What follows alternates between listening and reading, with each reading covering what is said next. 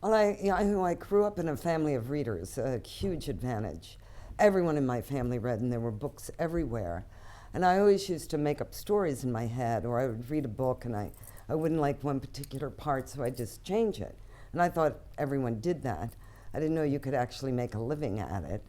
And then one day I had a 3 and a 6-year-old and 3 feet of snow and live in a very rural area. So I decided to take one of the books out of my head, one of those stories, and write it down just for fun. And that's when I fell in love with the process of writing and storytelling and never looked back.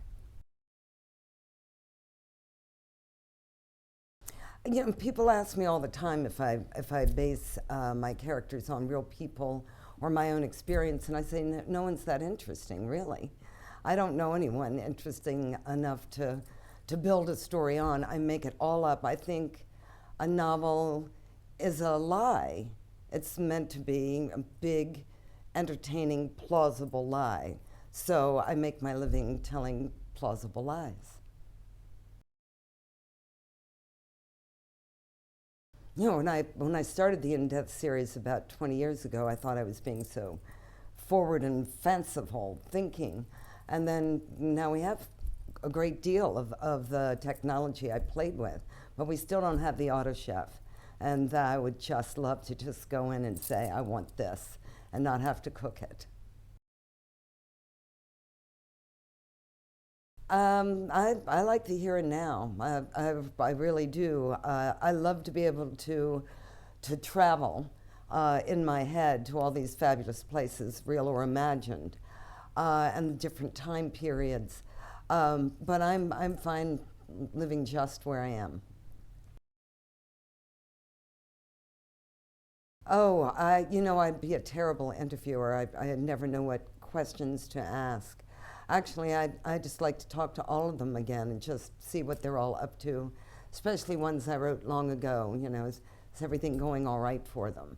And of course, even Rourke, because I visit them so often. I like to know how they're doing when I'm not right in the middle of writing one of their stories. Oh, change one thing, change everything. I'm much too Irish and superstitious for that. Everything should stay just as it is because here I am. And if I change something, maybe I'd be somewhere else. Oh, every time we were just in Westport, and they had the most wonderful show, Dancing the Wild Atlantic Players, I think it was.